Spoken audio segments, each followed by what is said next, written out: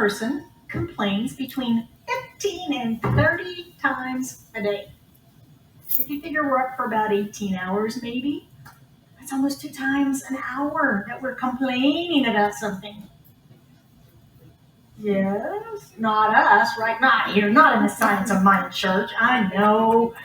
It was Lily Tomlin who said humans invented language to satisfy their deep, deep need to complain. Why do we complain? Does anybody in here complain ever? Yeah, I can. Why do we do it? Yeah, right, we do. Why do we do it? Why do we do it? It's boring conversation, isn't it? Yeah. If you're listening, even if you're doing it, it can be boring. Kind of like this guy.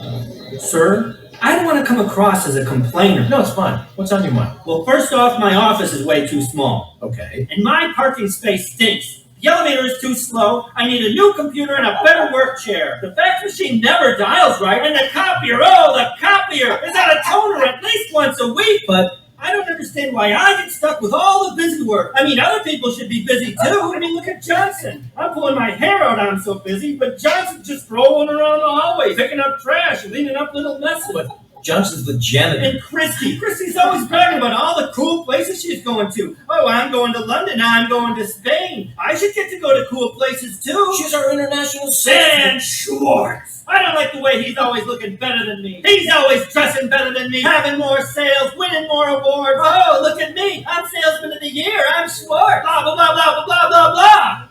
Is that all, Devlin? No! The office is way too cold in the mornings and really warm at night. Not comfortable.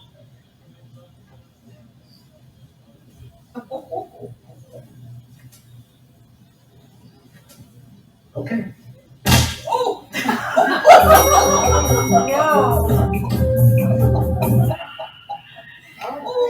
Well, alrighty then. So, was that guy complaining? Was he happy? Did he look happy? Did he sound happy? Was he a happy person?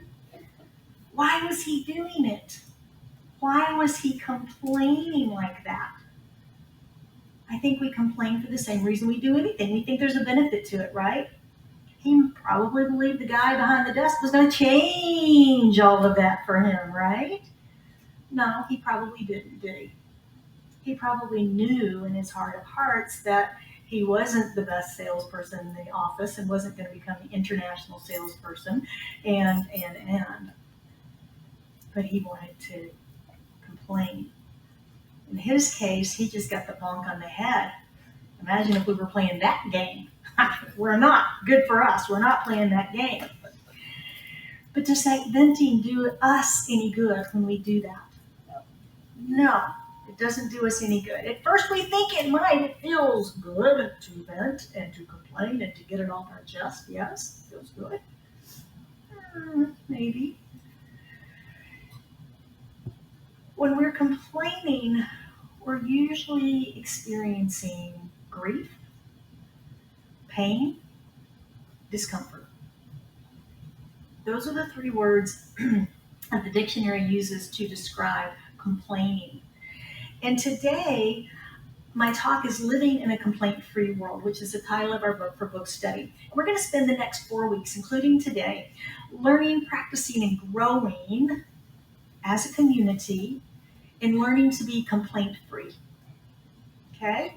That's what we're going to be about here for the next 4 weeks. We're going to look today at why do we complain?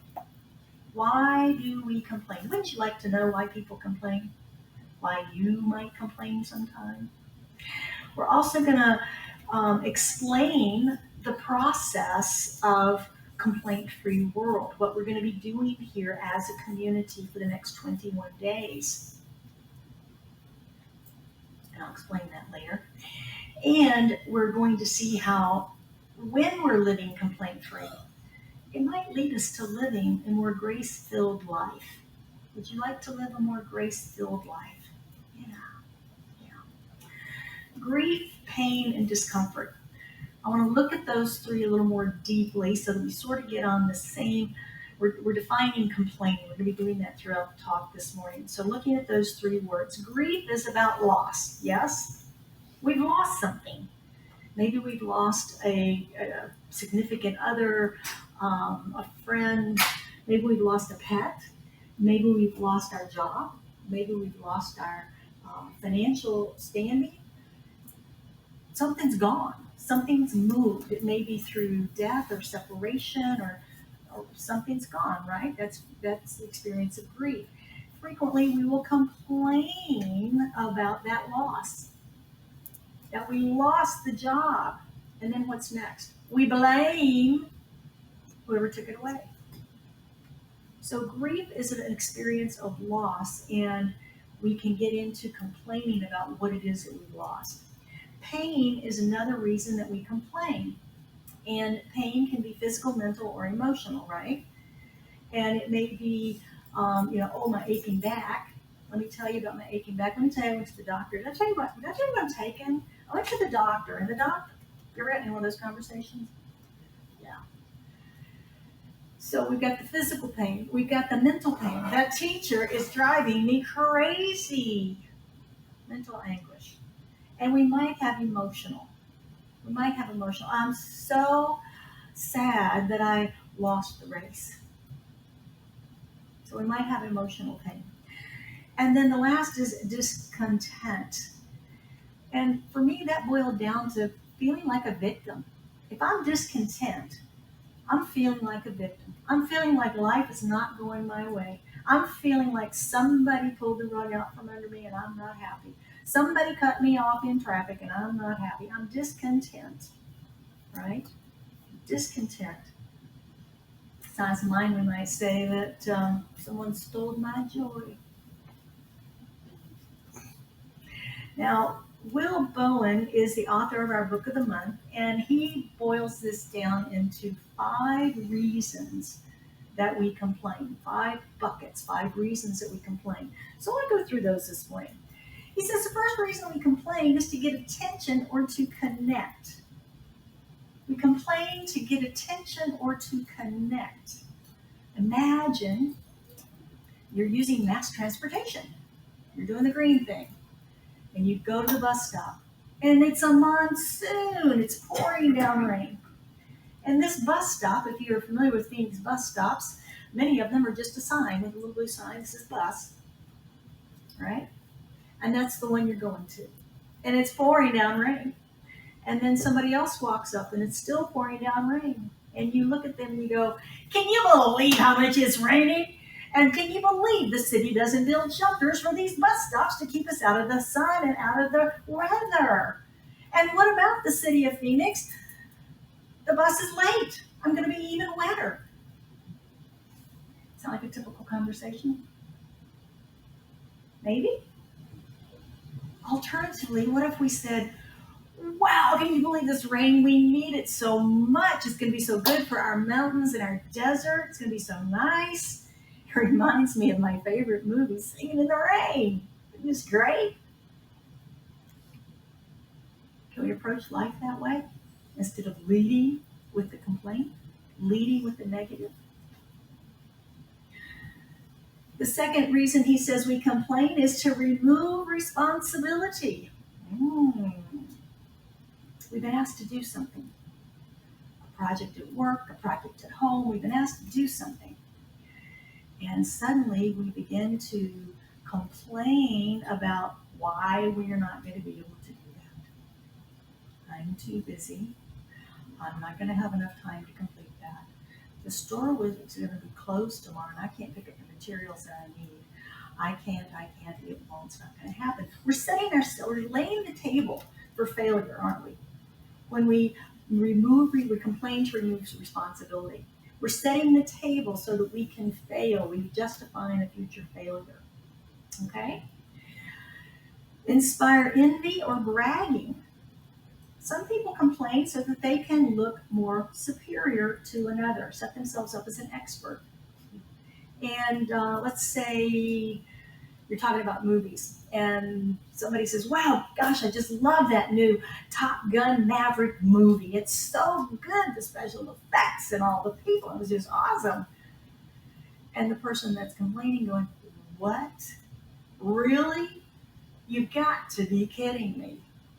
That movie had horrible acting, the special effects were ridiculous, and the music was just atrocious. It's a terrible movie. I can't believe you like that movie. Now, what are they looking for? They're looking to set themselves up as an expert in movies and film. So, what might we do here? Argue with them? Yeah.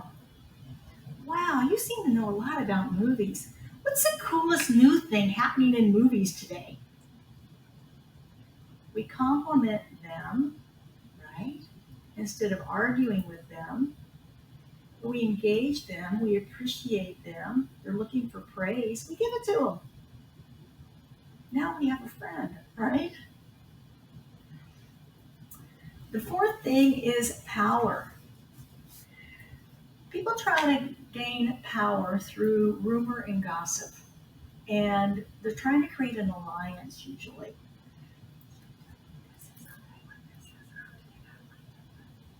Right? Then it's us against them because we've got a secret.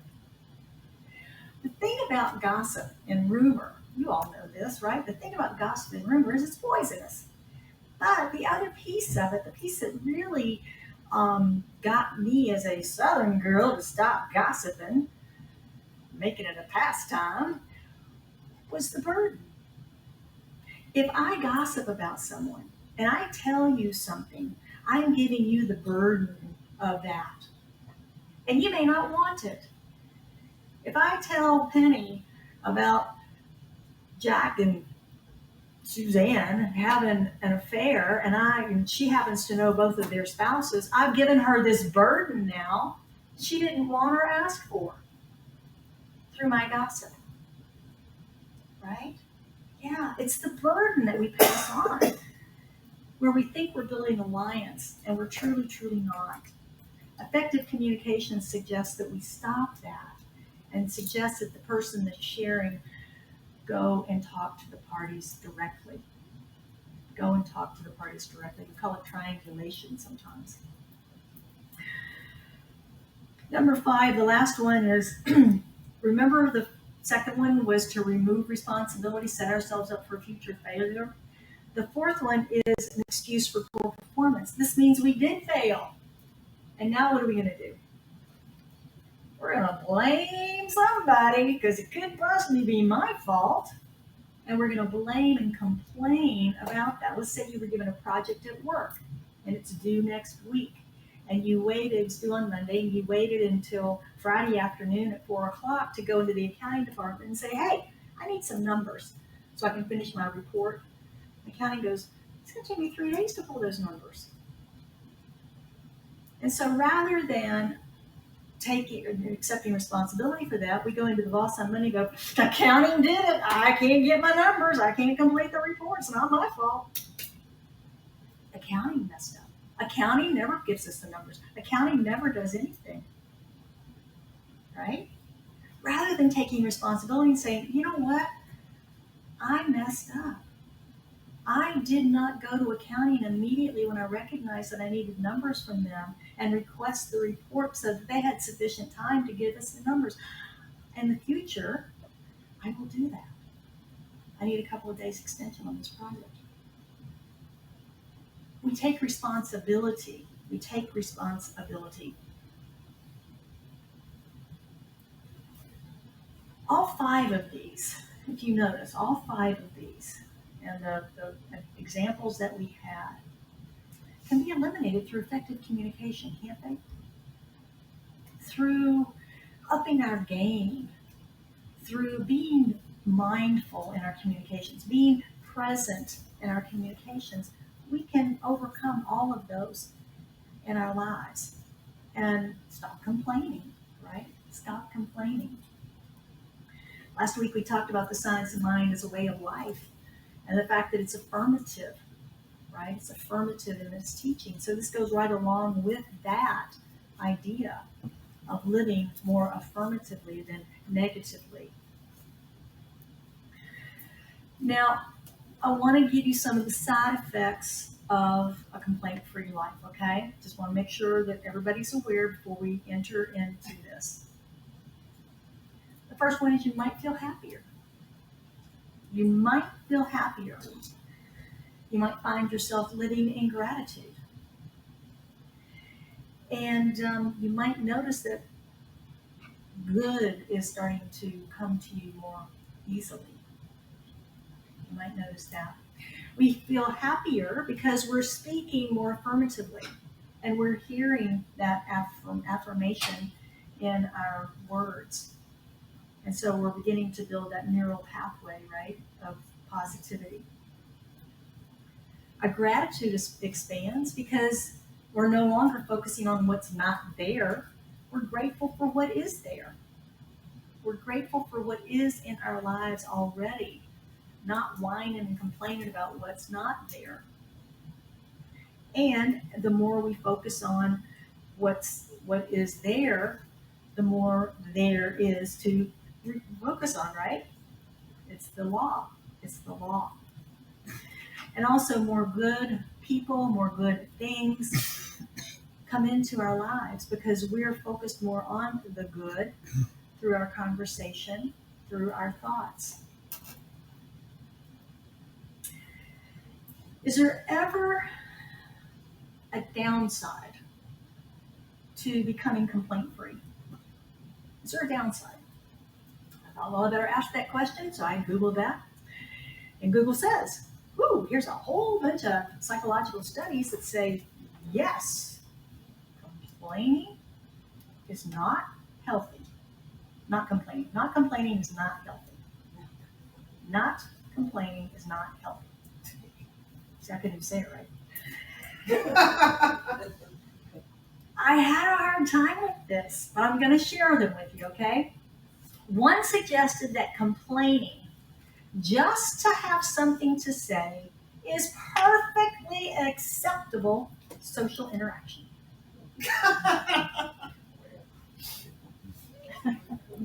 Right? I love you guys. We're just gonna finish this in 21 days. I know we are, every one of us. Improving our language and communication skills. Why would we lead with the negative? Why would we default to complaining? There's so many other ways. We can be curious. We can be complimentary. I was poking through YouTube yesterday and came across a guy that was speaking before a very large audience. He was kind of a motivational kind of thing. And I listened to him for maybe 30, 45 seconds, maybe a minute.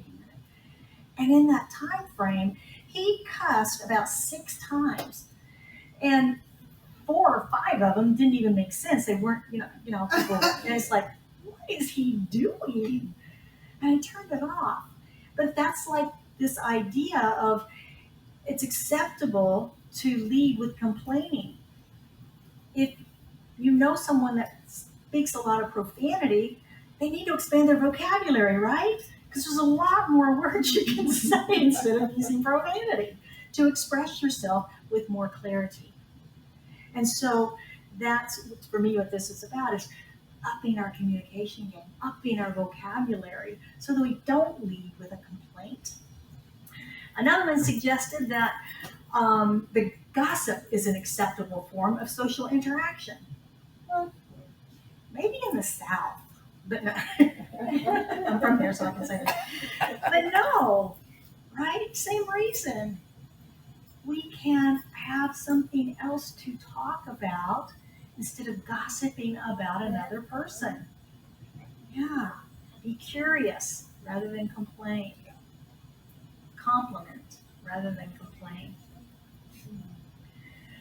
Finally, the last one said, bottling it all up over time intensifies negative feelings. Well, that's true. Yeah, it does, right? If we're going to stuff our emotions and repress them and that sort of thing. But isn't there a better way? then letting yourself erupt through complaining to somebody else about something that's happening over here? Can't we go have a conversation with that person? Can't we seek professional help through a therapist, practitioner, or minister and talk it out and move to solution, resolution, rather than just complaining? Rather than just complaining. So I just did not agree with these psychologists that had all these wonderful ideas that it's okay to complain. So I'm not gonna buy into those. We're not gonna practice that, okay? Everybody agree we're not gonna practice that? Is it ever okay to complain? Ever okay to complain? Will says sometimes. And he explains that. And he says if the grief, pain, or discontent is extreme, most of us are blessed not to experience that. Most of what happens to us is not extreme, right? It might be painful, it might be icky, we might not like it, but it's not extreme.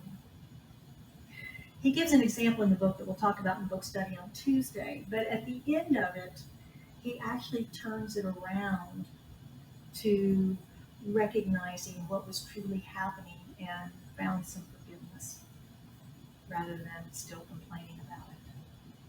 So even he was able to work through his extreme circumstance and find peace on the other side. So be aware of what you consider extreme in pain and discontent and grief. I would not say that there are situations that have happened in our world recently that would not be filled with grief. And is there resolution? Is there a solution we can work towards rather than simply complaining about it? It was Maya Angelou who said, if you don't like something, change it. If you can't change it, change your attitude. Don't complain. This was the founding quote that Bowen used in coming up with this. He's a Unity minister in Missouri, and he had a sermon one Sunday, and it took off because he gave them the little bands and things, and it took off, and they started sharing with friends and family across the nation.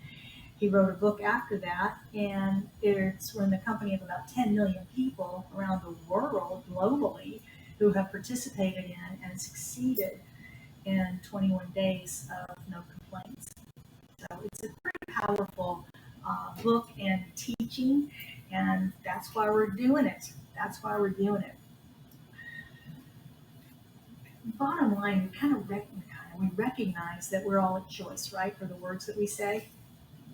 We can choose to use profanity, we can choose to be negative, we can choose to complain. Some of that becomes habit, though, doesn't it?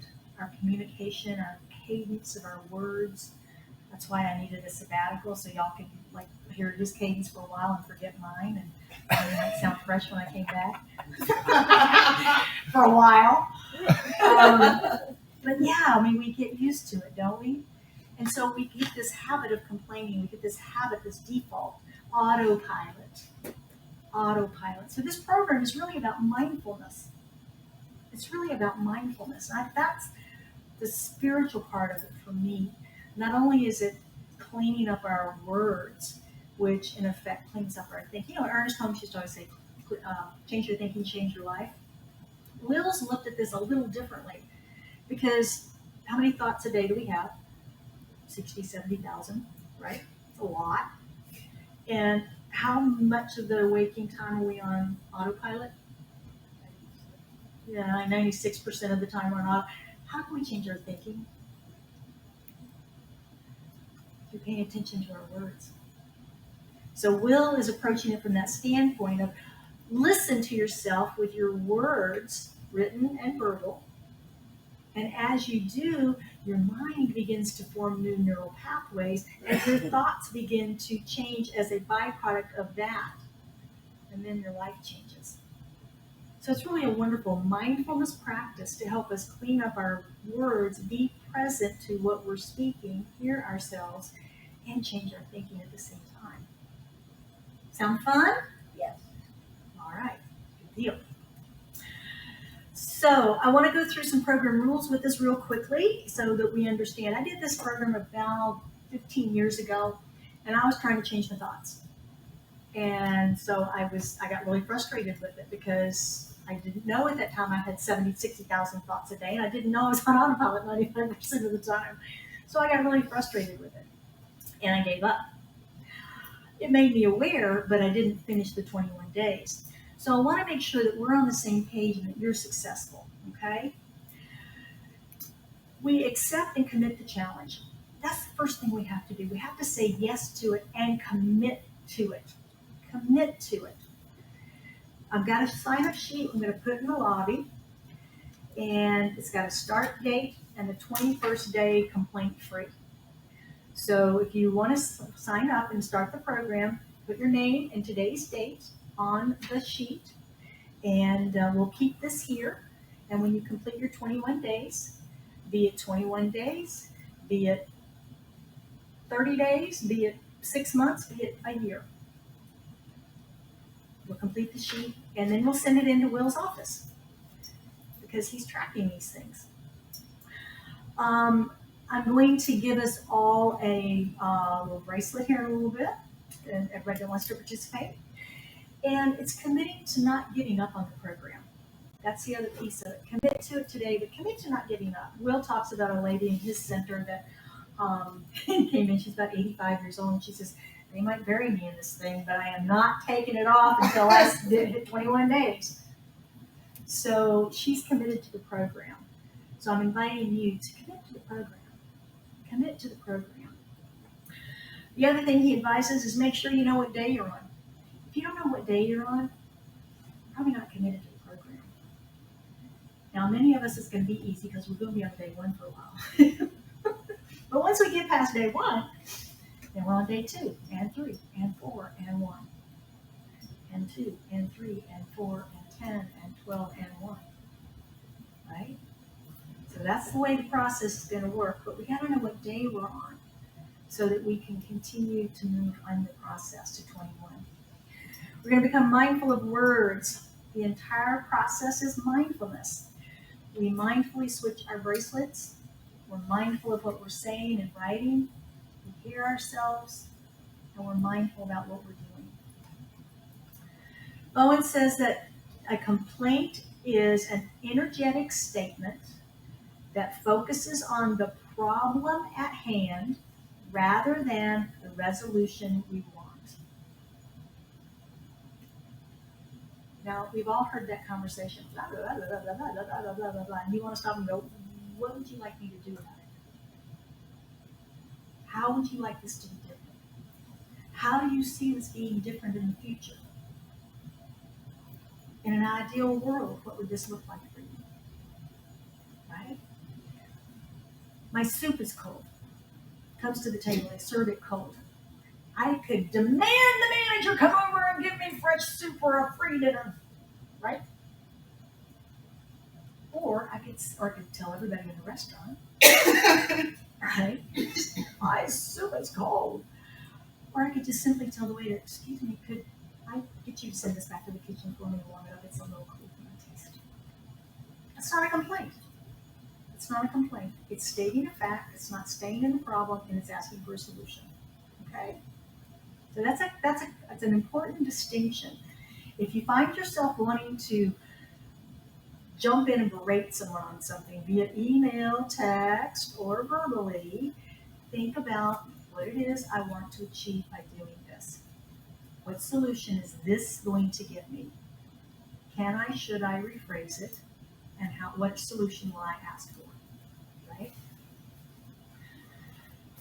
So whenever we complain, criticize, gossip, or speak sarcastically, complain. Sarcastic. I know, that's a tough part, isn't it? This one stuck with me from 15 years ago, is the sarcasm, because when we tune into it and we begin to hear it, we recognize how negative it is. Yeah, It can be funny, but it's got to stay in the high realm funny rather than that cutting that sarcasm can be. Complain, criticize, gossip, speak sarcastically. Written or spoken words. When that happens, switch your bracelet. Right? Back on day one. Don't make it more difficult by doing thoughts like I did. It's just spoken or written. And don't be a bracelet cop. That's my favorite one. That's going to be hard, isn't it? You're complaining, switch your bracelet. Just as soon as I do, because I'm complaining about you not doing the program. Right? So if you want to complain to someone that they are not doing the program right because they didn't change their bracelet and they're standing there complaining, take yours first and change it. And then you can say, I'm the bracelet cop. You're not taking care of that. So remember that if you're going to tell someone, you got to change yours first. Don't be clever. He's seen it all. He says some people want to wear 2 bracelets so they never have to change. Or if you've got it and you complain again immediately so you don't have to change the bracelet. Right? That's not the point. Anybody ever been on a diet? Somebody brings Krispy Kreme donuts to the office. Oh, they smell so good. I gotta have one. Oh man, I just blew my diet. No diet today. I'm off my diet. I'll go back on it tomorrow. How'd that work? It tasted good, but your diet didn't work because you're no longer building the neural pathway of a changed eater. Changed appetite. And the same is true with this program. This program is about changing your mind. And so even we don't get a complaint day. We don't get to do, I complained first thing before I got out of bed. I'm going to complain all day. I'll start again tomorrow. I'll be on day 1 anyway. It's not the point. The point is practice, mindful of what you're doing all day long. You may change your bracelet 25 times a day. But do the practice, because every time you do is building that neural pathway of changing the way you speak. Okay? Does that make sense? Yeah, a little different than the way I did it last time. Let's see. And then the last thing is stay with it until you go 21 days in a row. Back to back to back to back to back without complaining. And then we'll record it here. I've got a quick video, I think I will show it, Joe, of Will's journey. Now remember, he wrote the book, okay? This is the guy that wrote the book, and this is his process.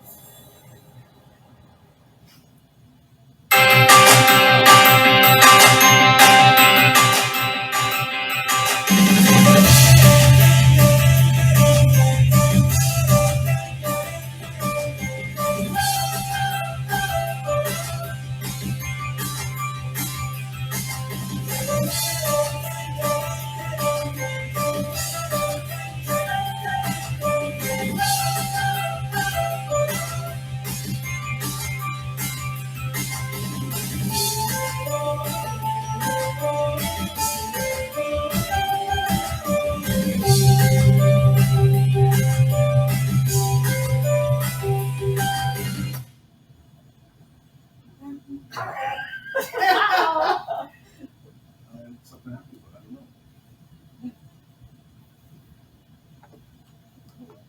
Okay, so you get the gist of it. He videoed himself every day for 6 months and 2 weeks that it took him to get through the program. The first time or when he did it again? Did you say that was the second time? Second time he did it. So he had a surgery in the middle of it. Did he complain? Shoulder surgery? Maybe. Maybe. So he had to start over. He got up to, I think, day 10, and it was day 1 again. So, but doing that process all the way through, do a photo of yourself, day 1, day 2, day whatever. Photo journal yourself on that too. All right. So, are you willing? Yes. Yes. Will you join me? Folks online, you can join us too. Let's become complaint free. All right, let's look at our practicing principles real quick.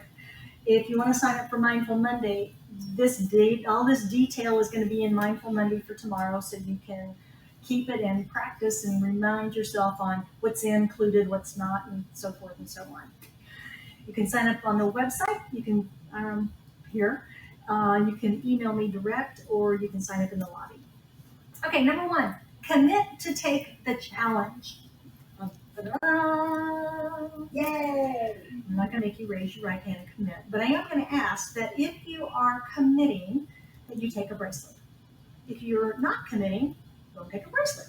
Okay, how's that? Is that fair? All right. So I have 2 sizes because we have big wrists and little wrists. The red basket is the smaller size, and the blue basket is the larger size. Okay, that's not blue. What's in it's blue. The brown basket. These bracelets are not purple. I opted for blue, which is kind of our color, and they say SCSL complaint free. Okay, so I'll start them on this side with the large ones and this side with the small ones. That's a small one, probably don't need that size. Now these are the larger sizes, and the smaller ones are on the other side. Oh, here's mine. Uh-oh, where'd mine go? Now you got it. All right, let's see. There it is. He's got the big one. He wants the big And these are big ones. It's right between these. These are small. Let me see how this one goes on. That's small. Let's see the big one as well. Okay, this is a big one. He's ready to take it on and off. Yes.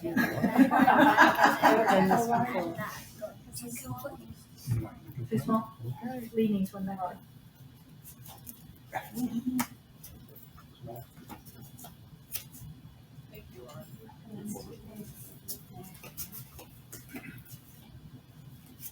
Yeah. Huh? 4 months and 29 days. I need it. Wow. My best friend.